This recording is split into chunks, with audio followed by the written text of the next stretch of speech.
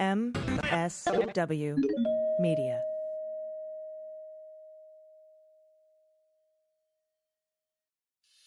I just want to find 11,780 votes. The Fulton County Grand Jury investigation of Donald Trump. What proves fact A, fact B, and fact C? If we can do that, I'm going to bring an indictment. I'm Bill Rankin. I'm Tamar Hallerman. Join us for Season 9 of Breakdown from the Atlanta Journal-Constitution. Listen now, and please follow us on Apple, Spotify, or wherever you get your podcasts.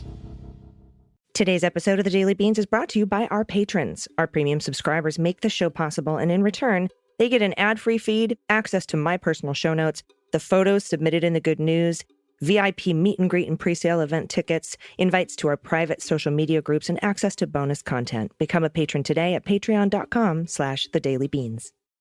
News with swearing. Daily Beans, Daily Beans. Daily Beans, Daily Beans. Hello and welcome to the Daily Beans for Monday, October 31st, 2022. Today, a QAnon conspiracy theorist broke into Nancy Pelosi's home to assassinate her and assaulted her husband. John Eastman is trying to claw back emails sent to the January 6th committee under the crime fraud exception. A top national security prosecutor has joined the team investigating the Mar-a-Lago documents. A Pennsylvania man has pled guilty to making death threats against Congressman Eric Swalwell. Justice Kagan grants a stay to Kelly and Michael Ward so they can appeal to block their phone records from being handed over to the 1-6 committee. A judge blocks a lawsuit to stop election deniers from intimidating voters at drop boxes in Arizona. A key Proud Boys co-conspirator has pled guilty and is cooperating with the feds. The White House blocks the promotion of a general who delayed the National Guard response on January 6th, and Elon Musk spreads conspiracy theories on Twitter. I'm your host, Allison Gill. Well, my goodness, we almost broke the record again. A lot of news from the weekend and the Sunday shows. Of course, we're gonna cover all of that. Dana is traveling. She's not here with me today. She'll be back tomorrow. Later in the show, though, I'll be speaking with the Democratic candidate for Kentucky State House in the 73rd District. His name is Thomas Adams III. And I'll be talking with the author and award-winning filmmaker Melissa Jo Peltier about her new film, The Game Is Up, Disillusioned Trump Voters Tell Their Stories. So it's going to be a big show. And thanks to our patrons, I hope you're enjoying the new bonus weekly wrap-up episodes that are coming out on the weekend to give you a little beans for your weekend. And I hope you're enjoying your ad-free feed. We have so much news to get to. And this is just breaking. Before I get to the hot notes, there is a new FEC report out, a 4-year investigation showing that a lot of money was funneled to Republican candidates, particularly in Louisiana, from Russian oligarchs. And we're going to talk about that on tomorrow's show in more detail. But the FEC, as we know, is toothless right now because it's made up of half Republicans, half Democrats. And the Republicans decided we didn't need to look into that. We have other completely false election fraud shit we want to make up. But we don't want to talk about the money funneled in to Republican candidates from Russia. So again, we'll be covering that tomorrow. I just wanted to let you know it's breaking news today. All right, let's jump in. Let's hit the hot notes. Hot notes. All right, the lead story from the weekend, as I'm sure you've heard by now, is that a QAnon conspiracy theorist attempted to assassinate the Speaker of the House. 3 days after Elon Musk purchased Twitter, the billionaire then posted a tweet that advanced baseless allegations about the attack on the husband of House Speaker Nancy Pelosi. The tweet on Sunday raised a new question about how or if Musk will act to combat misinformation and hate speech on the social media site when he's the one fucking perpetrating it. On Saturday, Hillary Clinton, former First Lady, 2016 Democratic presidential nominee, posted a tweet assailing Republicans for spreading, quote, hate and deranged conspiracy theories that she said had emboldened the man who attacked Pelosi's husband, Paul, inside the couple's home in San Francisco early Friday. Musk's tweet was later deleted, and it was not immediately clear who had deleted it. There was no apology or explanation that came along with it. In a reply to Clinton's tweet, Musk wrote, "There's a tiny possibility there might be more to this story than meets the eye," and then shared a link to an article in the Santa Monica Observer The article alleges Mr. Pelosi was drunk and in a fight with a male prostitute. Now, of course, the Santa Monica Observer, owned by one-time city council candidate David Genezer, is notorious for publishing fake news. In 2016, for example, they advanced a claim that Clinton had died and that a body double was sent to debate the Republican presidential nominee, Don Trump. Now, the San Francisco police have said that Mr. Pelosi, 82, was attacked with a hammer inside his home by David DePape, who had entered through the back door. The police have said that when they arrived at the home, they found the two men wrestling for control of a hammer. The authorities have said that the assailant, 42, will face several charges, including attempted homicide and assault with a deadly weapon. At one point, the assailant is said to have shouted, "Where is Nancy? Where is Nancy?" And Jamie Gengel at CNN is now saying that sources tell her the intruder was actually carrying a bag of zip ties as well. The through line from January 6th to this clear and present danger of violent rhetoric from the right is obvious. And any media outlet reporting otherwise is just simply incorrect. This was an assassination attempt, and it was fueled by right-wing rhetoric. In an interview on Sunday, Brooke Jenkins, San Francisco district attorney, said she had seen nothing to support the false claim that Pelosi and the attacker knew each other. Another lie that is making the rounds on social media. Now, the tweet from Elon Musk on Sunday came on the heels of his vow in an open letter to advertisers that Twitter would not become a freewheeling site that allowed entirely unfettered commentary. Quote, "Twitter obviously cannot become a free-for-all hellscape where anything can be said with no consequences." And then he tweeted that. He also said Twitter aspires to be the most respected advertising platform in the world. Well, he's losing these advertisers, including GM. And in a related story, with violent political rhetoric causing these kinds of attacks and assassination attempts, a Pennsylvania man has pled guilty to making death threats against Congressman Eric Swalwell. And despite the significant rise in threats of violence against politicos since Trump took office, a Trump-appointed judge has refused to issue a temporary restraining order blocking people from intimidating voters near drop boxes in Arizona. Now, the ruling, which is a temporary measure until the court can fully adjudicate the matter, falls 2 days after the judge held a hearing in a lawsuit filed by the Arizona Alliance for Retired Americans and Voto Latino. They had sued an entity going by the name Clean Elections USA and its founder Melody Jennings and unidentified, quote, vigilantes on the hunt for so-called ballot mules. The conspiracy theory of voter fraud comes from the right-wing academic, quote unquote, Dinesh D'Souza and his debunked film, 2000 Mules, which argued a wide-ranging scheme to deliver fraudulent ballots to drop boxes. Mark Elias is appealing, and the DOJ is also investigating separately. Next up, one of the Justice Department's most experienced national security prosecutors has joined the team overseeing the intensifying investigation of classified documents that Trump stole and took to Mar-a-Lago and probably other places. National security law experts interviewed by The Post say the prosecutor and the prosecutors appear to have amassed evidence in the case that would meet some of the criteria for bringing charges against the former president, an unprecedented action that they say probably would only happen if the Justice Department believes it has an extremely strong case. This person that they brought in, the prosecutor, is named David Raskin. He served for many years as a senior federal prosecutor in New York, and more recently has worked as a prosecutor in Kansas City, Missouri. And he's been assisting in the investigation into Trump and his aides, according to people familiar with the matter. Now, Raskin is considered one of the most accomplished terrorism prosecutors of his generation, having worked on the case of Zacarias Moussaoui, who was tried in Virginia as a co-conspirator for the 9/11 terrorist attack. Raskin was also part of the team that prosecuted Ahmed Gailani in federal court in Manhattan in connection with the 1998 bombings of the U.S. Embassy in East Africa. Gailani was acquitted of most of the counts, but found guilty of conspiracy to destroy government buildings and property. He's the only Guantanamo Bay detainee to be brought to a U.S. court and tried and convicted.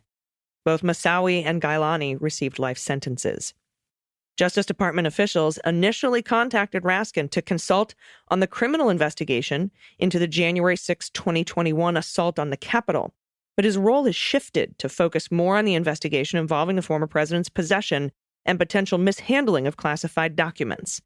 The addition of Raskin to the team handling the Mar-a-Lago probe is a huge indication of the seriousness with which the Justice Department officials view the case, and it underscores the high stakes for Trump and those tasked with investigating him. Just 2 weeks ago, Raskin won a guilty plea in a case which parallels the Trump case. A former FBI analyst in Kansas City, who authorities say took more than 300 classified documents and files to her home, including highly sensitive material about al-Qaeda and an associate of Osama bin Laden. He got a conviction in that case. Also in the news this weekend, the House January 6th Select Committee is urging the Supreme Court to reject efforts by Arizona GOP Chair Kelly Ward to shield her phone records from congressional investigators. House counsel Doug Letter said in an amazing 38-page filing Friday night that Ward's records are necessary to paint a complete picture of the machinations by former President Trump and his allies to subvert the 2020 election. Any action by the High Court to prevent the committee from obtaining them quickly would likely doom the panel's 10-month effort to review Ward's contacts in the weeks following the 2020 election. Quote, Dr. Ward aided a coup attempt, Doug Letter wrote in the brief. He went on to say she tried to stop the vote count in Maricopa County, tried to arrange contact between Trump and a top county official, promoted inaccurate allegations of election interference by Dominion, and served as a fake elector as part of Trump's scheme to overturn the election on January 6th by sending Congress spurious electoral slates in contravention of the actual electoral outcome in several states. The select panel argued there was no basis to separate the alternate slate of electors from the January 6th attack. Very interesting. The panel subpoenaed T-Mobile for Ward's records in February, and Ward quickly sued to prevent T-Mobile from complying. A federal district court judge in Arizona rejected her effort to block the subpoena earlier this month, and on Saturday, a panel of the 9th U.S. Circuit Court of Appeals voted 2-1 to shut her down as well. Letter cited the panel's impeding sunset as the end of this Congress, and that is why there's an urgency for Ward's records. And just as Justice Clarence Thomas, put a temporary hold on the subpoena to Lindsey Graham, Justice Kagan took similar action in this case. She awarded a temporary stay pending appeal. We'll know soon. Also, John Eastman, he's big mad. The committee went ahead and accessed his crime fraud exception emails. He said he filed I filed another appeal and I hadn't heard back yet. His filing is he's like, I filed an appeal, it got rejected. I filed an appeal, it got rejected. I filed for an extension, it got rejected. And then I filed another appeal. And when I filed that last appeal, you guys had already accessed the Dropbox and read all the stuff. So I want it back. I want you to forget what you saw and put bleach in your eyes. It's absolutely an incredible filing. I'll cover it in detail with Andrew on Wednesday's Cleanup on Aisle 45. All right, next up, an accused key co-conspirator who longtime former Proud Boy chairman Enrique Tarrio, said proposed storming the Capitol, has pled guilty. So this is not Tarrio pleading guilty. This is a co-conspirator of Tarrio pleading guilty, according to Tarrio's lawyers. Details of the plea emerged in a pretrial hearing as the government ratchets up pressure against Tarrio and 4 other defendants who face trial in December. During the hearing in federal court in D.C., Tarrio's defense attorney said that John Charles Stewart, 44, of Carlisle, PA, pled guilty in June. We didn't know that. Prosecutors interjected, and the U.S. District Judge, Tim Kelly, immediately halted the public session to go behind closed doors, which, after resuming, made no further mention of Stewart. Stewart did not respond to request for comment Friday, but he's been identified previously as person 3 in Tarrio's charging papers. Do you remember when I said Jeremy Bertino, John Stewart, they were both searched the day Tarrio was arrested? They're both now cooperating, and we know that. So that's pretty big. After Stewart allegedly recommended on January 3rd that Proud Boys should focus their efforts in D.C., at the front entrance of the Capitol building, Tarrio responded the next morning, I didn't hear this voice note until now. You want to storm the Capitol. That's according to his indictment. And this is big fucking news, but it's flying under the radar. The White House has rejected a recommendation by senior Pentagon officials to promote an Army general who came under intense scrutiny after the Pentagon's slow response to the January 6th riot at the Capitol. Lieutenant General Walter Piatt, the director of Army staff, was backed to become the 4-star general at Army Futures Command by Defense Secretary Lloyd Austin and Army Secretary Christine Wormuth, both of whom were appointed by Biden. And General James McConville, the Army's top officer, said to defense officials. They were speaking on the condition of anonymity. The White House declined to send nomination for Piatt to the Senate for months, effectively killing the possibility of his promotion. I have been shouting about General Piatt since early 2021. He was the one who Walker testified against. He was the one who did not want to send the National Guard because of optics, and said one of the top Pentagon officials, agreed with him, who happened to be General Charles Flynn. He also is one of the top Pentagon officials who magically had all of his text messages erased from that day.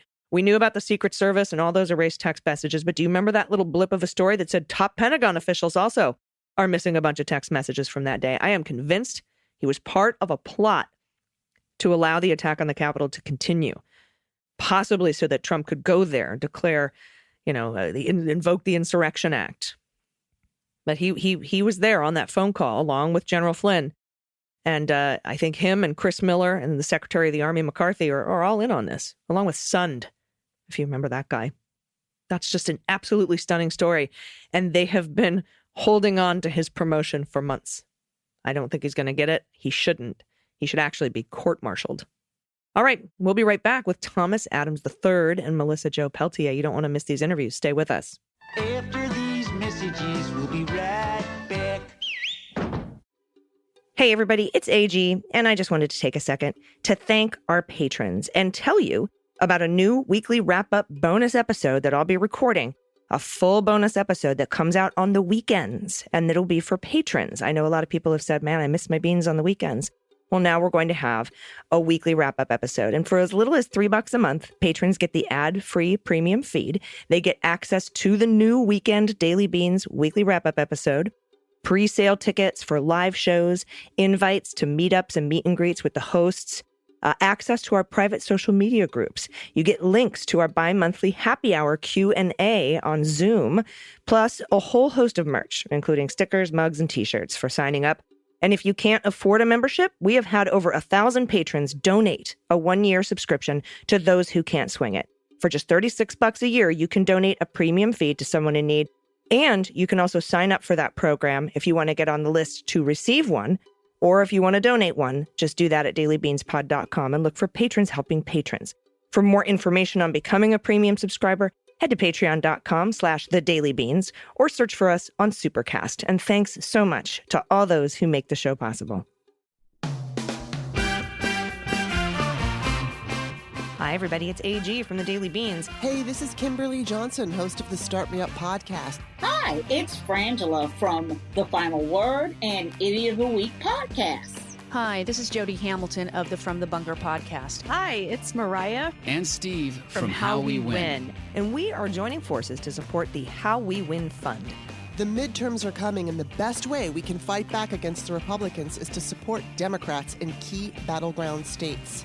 Our democracy is under attack, but we don't agonize. We organize. Yes, we do. Together, we can protect and expand our Democratic majority this November. We are so close to a Senate mansion-proof majority in the Senate. Take them out. Join the MSW Media family of podcasts and support the races that need us the most by donating to Swing Left's National Impact Fund. Just one donation goes directly to all of Swing Left's top races. A GOP stoking hate, peddling lies, and suppressing our vote means we need everyone to step up to protect voting rights, civil rights, abortion rights, the environment, constitutional gender equality, the government, our institutions, all the things. Do it. We beat Trumpism before, and together we will make history again. So go to swingleft.org/fundraise/howwewin to donate what you can. Share this with your friends and family. And let's show the GOP that the grassroots persistence is here to stay. This is How We Win.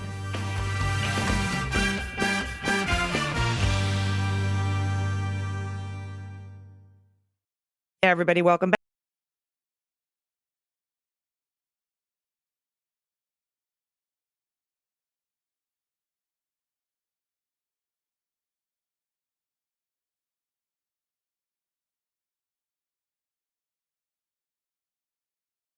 Talking to the Democratic candidate for the Kentucky House of Representatives, District 73. It is Thomas Adams III. Hi, Thomas. How are you? Hi there. Happy to be here. It is so good to talk to you. This is one of the more interesting races that I've gotten to talk to a candidate about because of just all the different things that are going on in the 73rd. and with other former and previous and current people who occupy the seat and what's going on in their politics. But first, I wanted to ask you about the 73rd district. It's changed since the previous election, but tell us about the demographics. All right. Well, thank you for having me. I'm excited to talk about my district. So our district is primarily composed of Clark County. That's one of 120 counties in Kentucky, and it's adjacent to Lexington, Fayette County, one of the major population centers in the state. And we've got a good thing going here. Rich history, strong community, but redistricting cut out another county section to the south by another city called Richmond, and cut that out and then added in a section in Fayette County.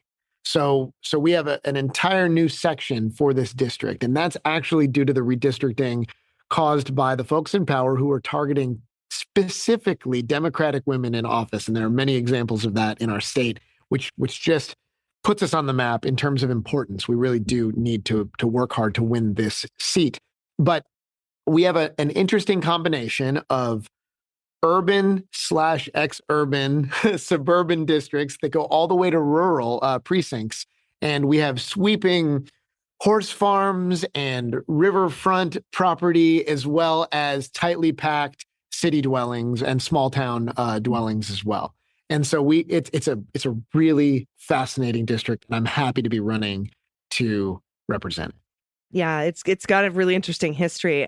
And before we talk about your platform, which is awesome, I want to talk a little bit about your opponent, who is the incumbent, Ryan Dotson. And oh, yeah. Tell me a little bit about him and how he ended up where he is. It's a very, very fascinating story. So how he ended up where he is after trying a whole bunch of other things that didn't work. This guy has run for office a bunch of times, more times than I'm actually probably aware of. And this is the one that stuck. He ran in 2020.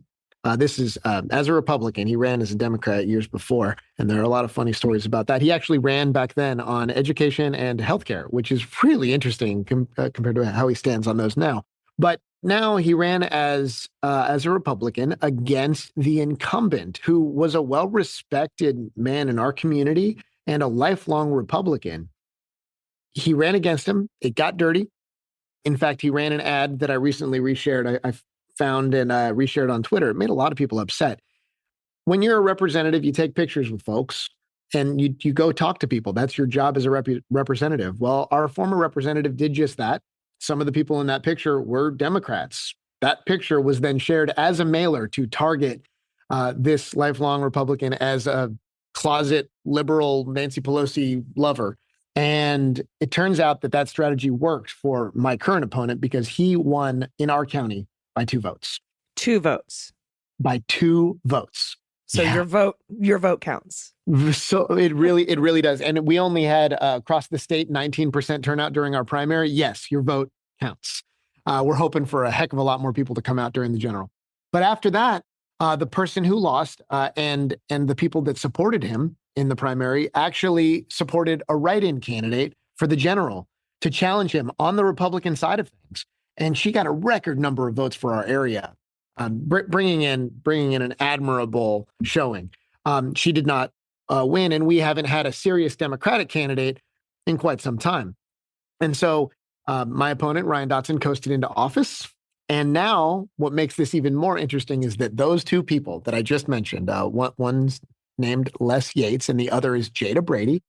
They're both on the ballot again, but for different offices. That first guy is on the ballot for judge executive, which is a position we have here in Kentucky that holds all the power in the county, that makes the financial decisions. And then the other position is PVA, property value administrator. And what they do is actually, that's a constitutionally defined position here in Kentucky.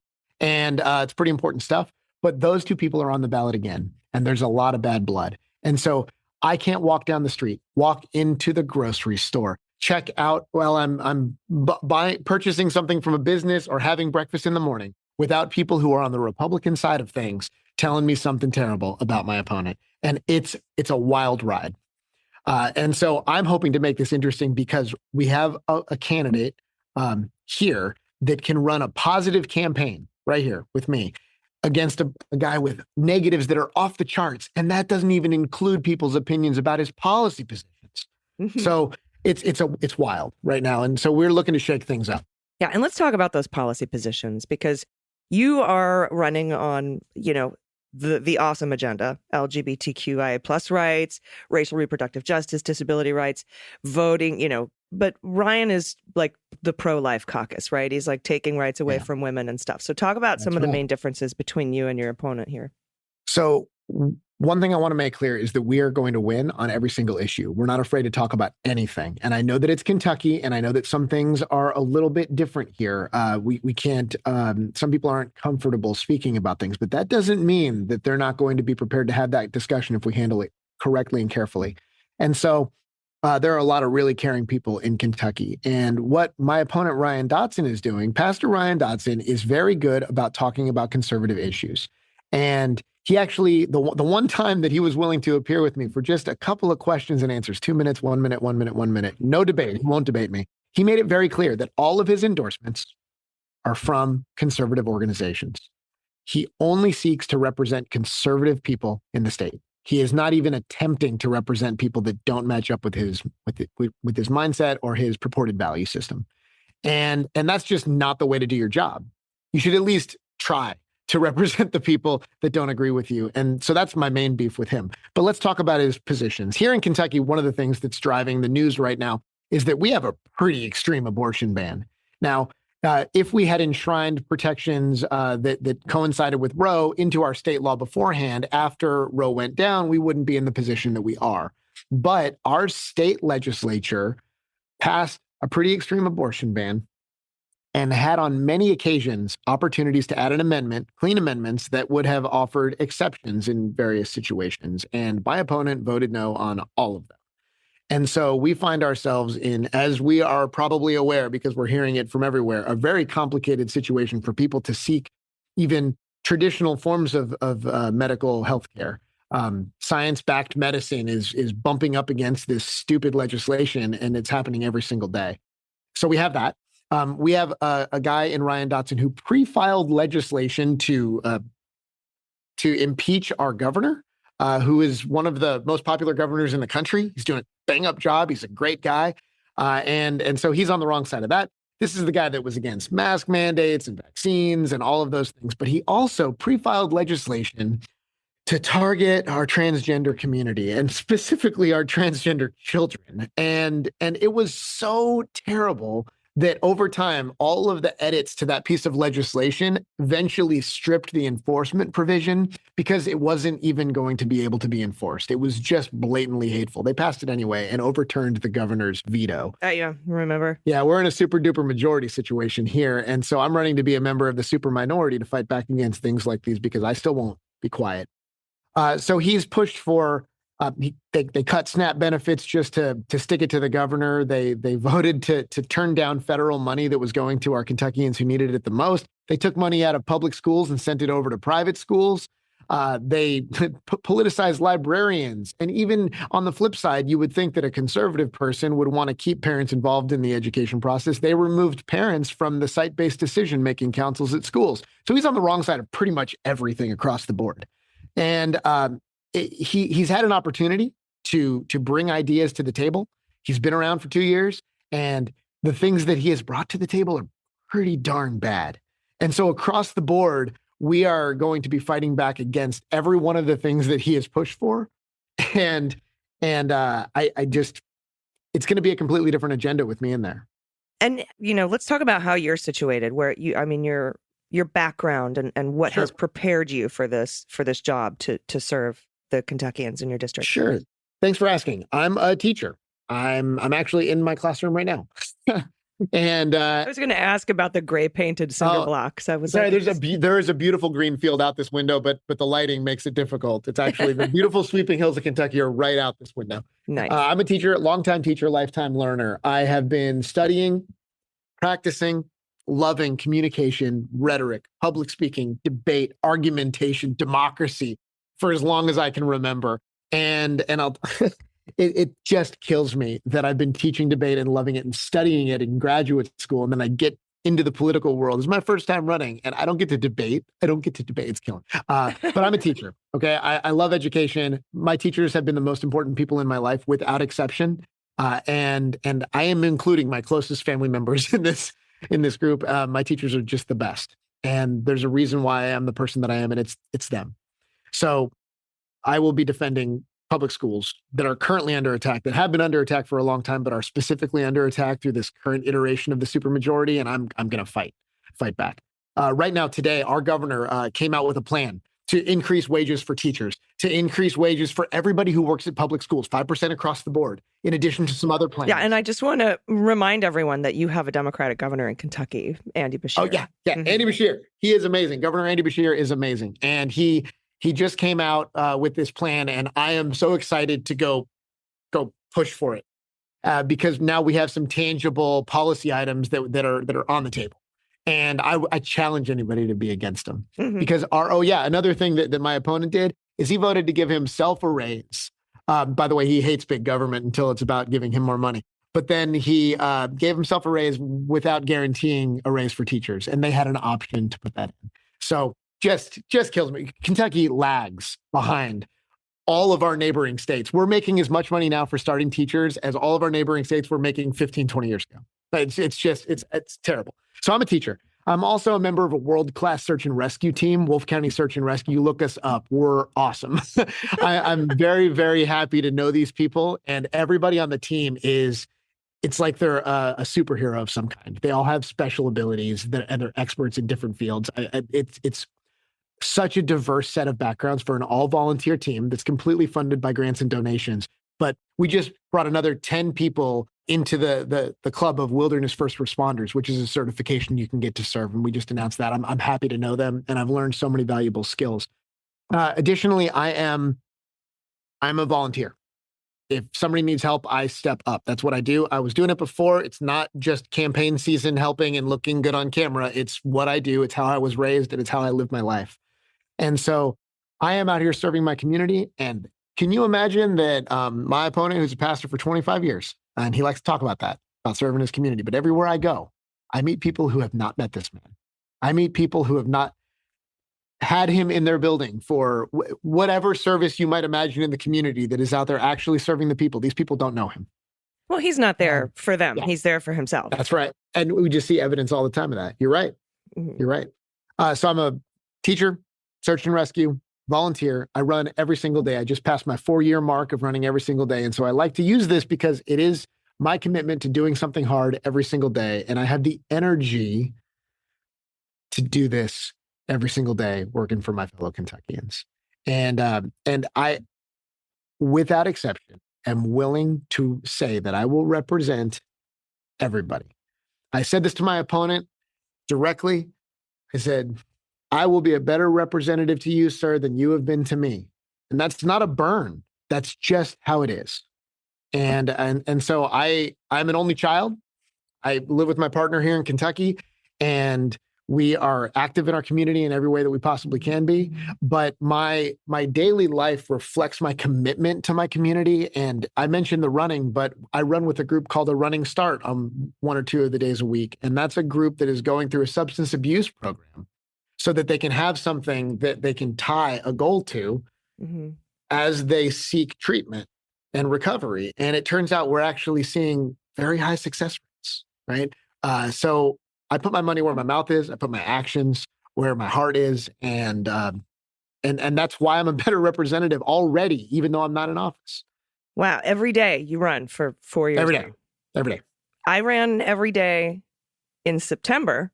All right. So I started with a month. That's how it got me. I started with the small, shorter 1 week, 2 weeks. You're like, well, why stop now? Right. Yeah. That's amazing. Is that your superpower with the search and rescue? Oh, no. My superpower, I don't know if I can divulge it here. No, but I am a communication guy. Yeah. I'm in a classroom where I just got finished teaching a relationships class. I teach interpersonal relationships. And I believe that my interpersonal skills combined with my knowledge of communication actually set me apart. That's really what it is. The running is a learned behavior. The search and rescue stuff is pretty cool. Actually, I wasn't a Boy Scout, even though my father taught me a lot about outdoor stuff, and I've always been outdoorsy. And with the runner, I do trail running, but I also wasn't in the service. And so this is my way of doing that. As a first responder for my community, I was able to help them during the times of our recent terrible, devastating floods. And because I had my certification for swift water rescue, I was able to get out there on the boat and help those people that were clinging to their roofs, right? So yes, I like that training, but I think that my superpower on the team comes from my ability to communicate. Wow, and are you getting any backlash from, like your opponent's supporters for, like, are you seeing anything in the schools? Because we know he went after librarians. Are the school boards and stuff coming after y'all for what you were teaching and what you're doing? Have you seen anything of that that? Lucky for me, I teach at Bluegrass Community and Technical College. And even though I'm actually teaching a bunch of dual enrolled students from the high school, I am teaching a college class. And so I have a little bit more freedom with curriculum, and we have a little bit more independence compared to how a school board would structure things. We've had 3 superintendents in 3 years. There is a lot going on in my community. Everything is interesting about this race. And so, yes, we have a lot of unanswered questions. My opponent was pushing to change the legislation so that they could determine more closely what was being taught in the class, right? What was being included in the curriculum and what was not. He's part of that too, right? He has been pick a closed-minded position that you've heard from a stock politician, and he has it. He's using direct quotes from Newt Gingrich's playbook from back in the 90s to come after me in the letters he's sending to people. So yes, but it's all what you've heard before. Nothing is original, and I am not overgeneralizing. I'm not overstating this. It's very textbook, and not even a good textbook. Like 90s Newt textbook. Yeah, really, really. I'm a West Coast liberal who loves Nancy Pelosi and Joe Biden. That's actually how his concluding remark when he was on stage with me was, "Don't listen to him. He likes Biden and the national Democratic agenda." This is a state position. I only am talking about Kentucky issues here. I don't know where he's getting this stuff. Yeah, that's really interesting and amazing. And I've seen this nationwide where they use these old school rhetoric playbooks. It's just they just repeat it over and over. Okay, well, tell us where here's the part that is my favorite part, because I want you to tell everyone where they can find you and support you, toss you a couple bucks, maybe do some postcard writing, text banking. How can they help your campaign? As you might imagine, a guy running for a position in what we call the super duper majority might be underfunded. My opponent is directly funded by billionaires. I am not. I would very much appreciate your support. You can find me. I go by Tommy Adams. I'll be on the ballot as Thomas Weston Adams III. And I'm on Facebook, Instagram, Twitter, TikTok, LinkedIn. I have websites that if you search for tommyforkentucky.com.org with the number 4, with the word 4, you're going to find me. And I have my ActBlue account actively linked on all of those places. And so I would very much appreciate your support. Right now, we're closing in. Right before I clicked into this meeting, I submitted a mailer, and mailers cost money. And so all of our funds have been going directly into voter contact. We have no paid employees on my campaign.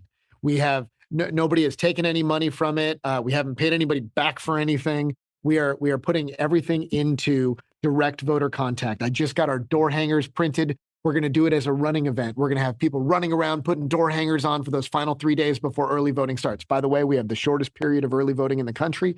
We are one of only 6 states with straight ticket voting. We are up against a lot of obstructions.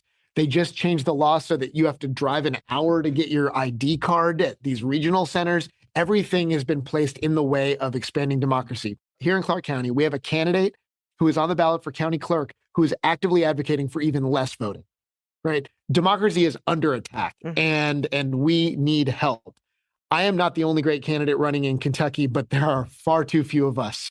And so we need all the help that we can get. I'd be happy to connect you with anybody else in my area that's doing a great job. We even have some write-in candidates that are stepping up because we have too many empty spots on our ballots too. So Tommy for Kentucky, I'm on ActBlue, and boy, we would really appreciate your support, but not just financially, also sharing our content online. My opponent got kicked off of Vanderpump Rules, the reality television show, for being too close-minded, and that was before we elected him to office. there are so many things about this race that are interesting. I would love to share them all, but we're out here working every day to serve our people, to serve our fellow Kentuckians. So thank you for your time. Yeah, awesome. Thank you so much. And thank you for your time. I know you're really busy. State rep, you want to be a state rep, and we've talked about the importance of local elections and how that's going to impact perhaps some stuff that's going on at the Supreme Court level right now with Moore v. Harper and possibly handing the decisions as to whether to certify actual electors and listen to the voice of the people. We could end up in state houses like this. So thank you so much, Thomas Adams. I appreciate your time. Thank you. Thomas Adams III, running for state rep in the 73rd District of Kentucky. Everybody stick around. We'll be right back. Hi, I'm Frances Callier. And I'm Angela V. Shelton. And we're Frangela. You know what you need in your life? The Final Word podcast. Yes, you do. That's right. It is the final word on all things political and pop cultural. Where we make real news real funny. Where we inspire you so you can hashtag resist. Subscribe and get a new episode of the Final Word podcast each week. It's the news we think you need to hear. That's right. We think you need to hear it. Okay? Yeah, it's what we say so. That's right. And because all we do is give, every Thursday you can listen to our hysterical podcast, Idiot of the Week. We round up the stupid because you know what? Somebody has to. Okay. All we do is give.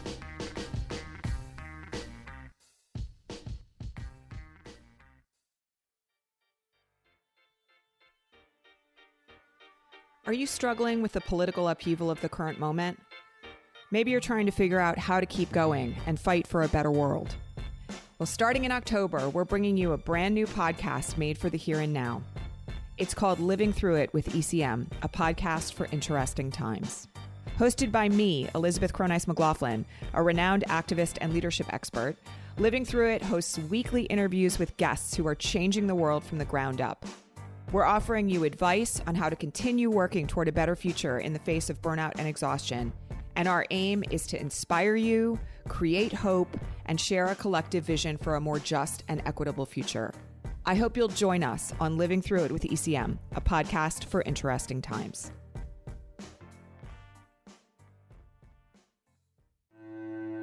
Men cannot know the anguish of being ruled ineligible on anatomical grounds beyond one's control.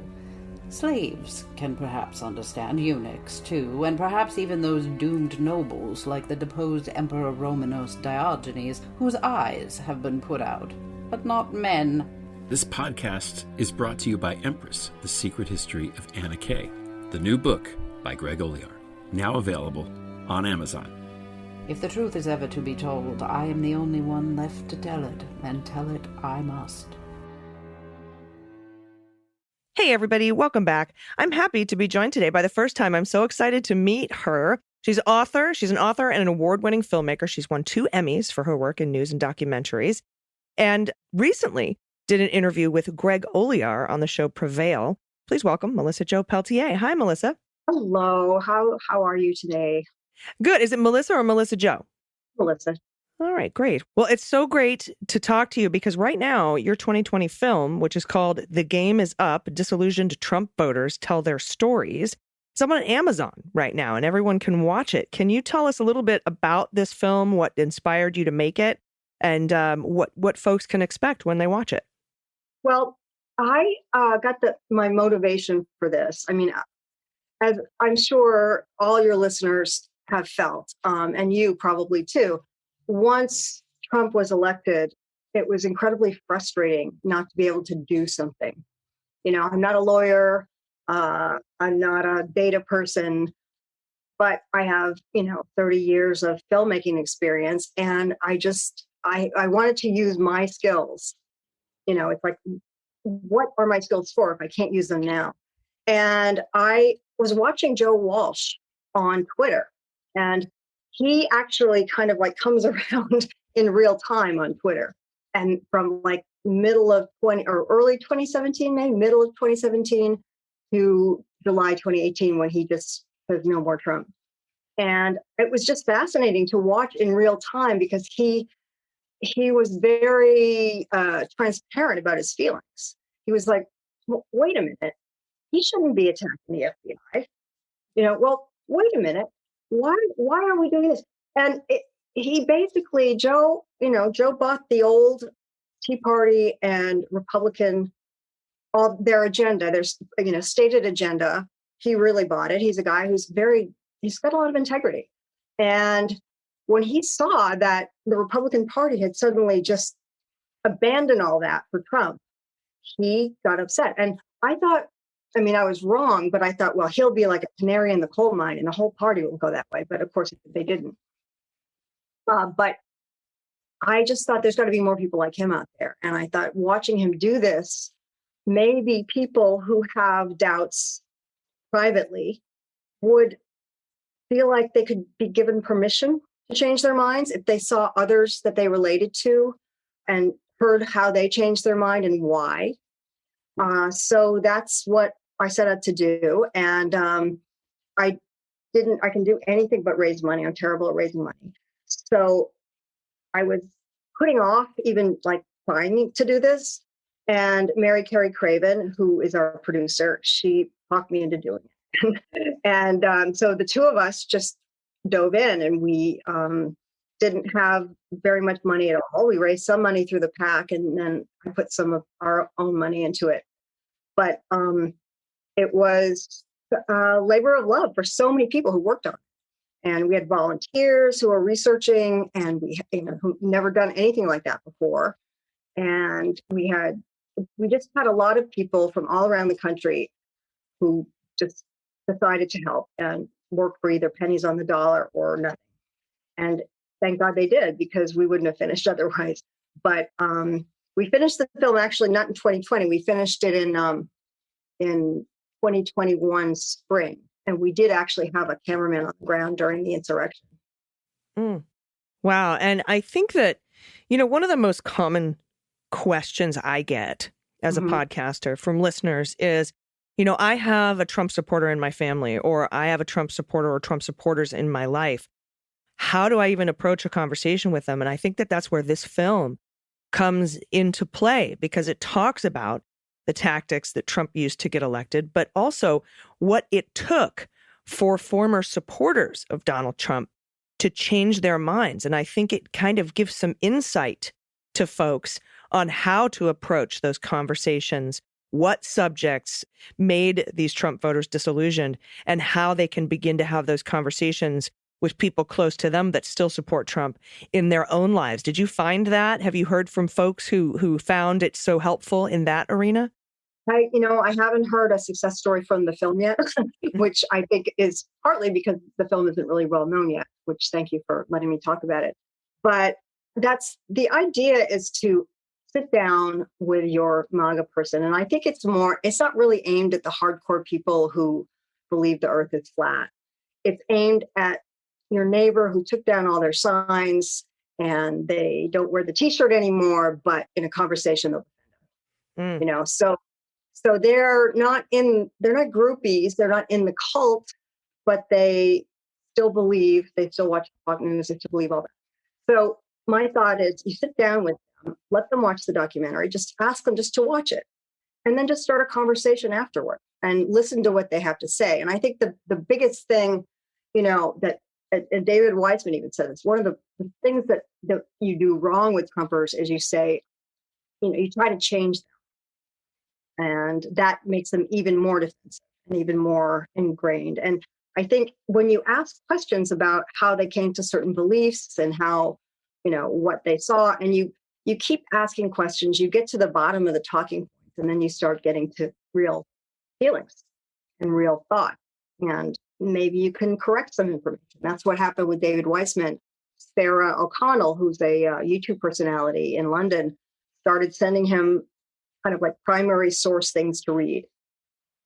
And she said, okay, we'll talk about this, but I want you to read this. This is from the Department of whatever. And, then we'll talk about it. And he did. And it took a year, but he eventually started to see the truth. And I think that's the key, is ask questions, find out what it is that they wanted from him.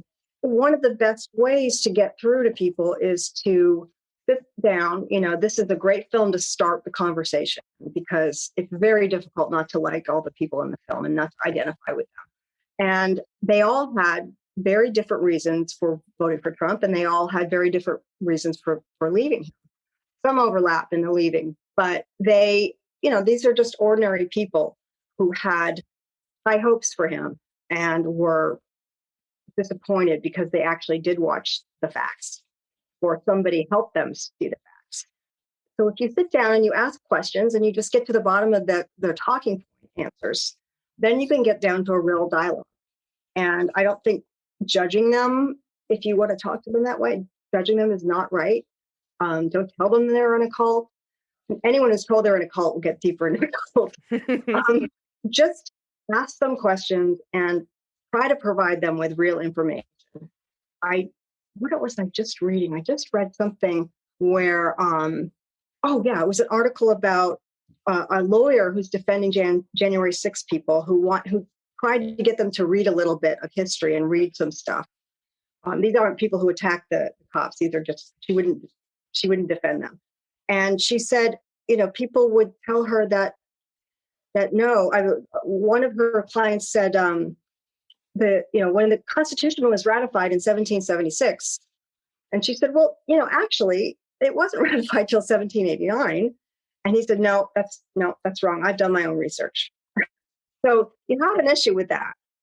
I believe that people can change if they want to. And if a crack gets through that tweaks something in them that wants to know the truth, sometimes that crack gets wider and wider as they ask questions.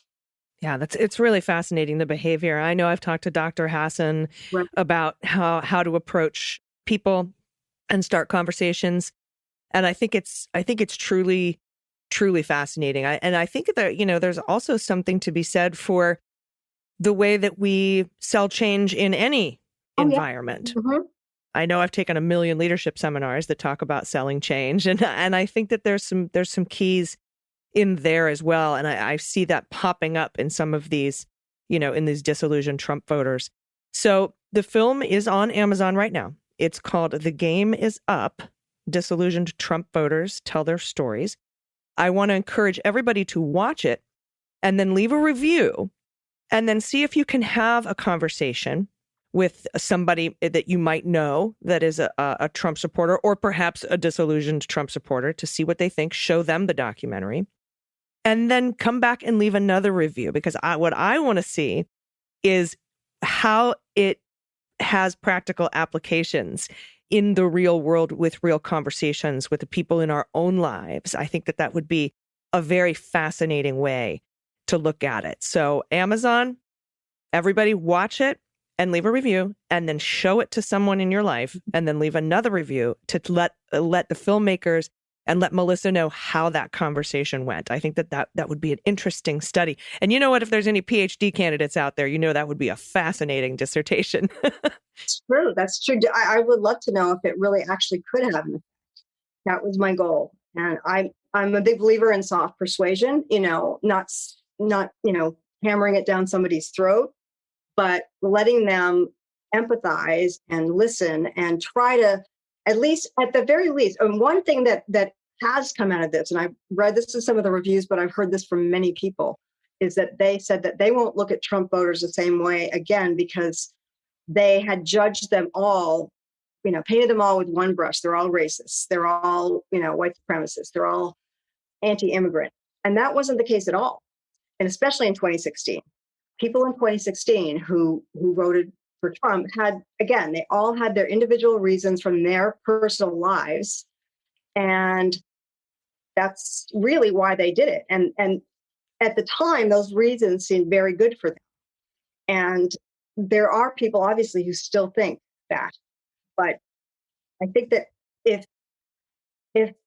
liberals can also look at Trump voters as human beings who were manipulated and conned, that may make them a little nicer. I'm not talking about all of them, but the ones who aren't beating up police officers. Yeah, right. The ones who didn't vote for him because he's a racist and a misogynist and an asshole. Yeah. All right. Well, I look forward to your conversation with Greg Olear on Prevail, the podcast, on October 14th. And this film is available right now on Amazon. It's called The Game Is Up. Disillusioned Trump Voters Tell Their Stories. Thanks so much for your time today, Melissa Jo Peltier. I appreciate you talking to me. Thank you, Allison. Thank you all so much for listening today. Like I said, Dana will be back with me tomorrow. I appreciate you. If you have any good news to send in, we're going to bring the good news back tomorrow. So you can send it in to us at dailybeanspod.com and just click on contact. And I really look forward. I miss my Dana when she's gone. And I will see her tomorrow. And until then, please take care of yourselves, take care of each other, take care of the planet, take care of your mental health. Vote blue over Q and bring someone with you. I've been AG, and them's the beans. The Daily Beans is written and executive produced by Allison Gill with additional research and reporting by Dana Goldberg and Aimee Carrero. Sound design and editing is by Desiree McFarlane, with art and web design by Joelle Reeder with Moxie Design Studios. Music for The Daily Beans is written and performed by They Might Be Giants, and the show is a proud member of the MSW Media Network, a collection of creator-owned podcasts dedicated to news, politics, and justice. For more information, please visit mswmedia.com. MSW Media.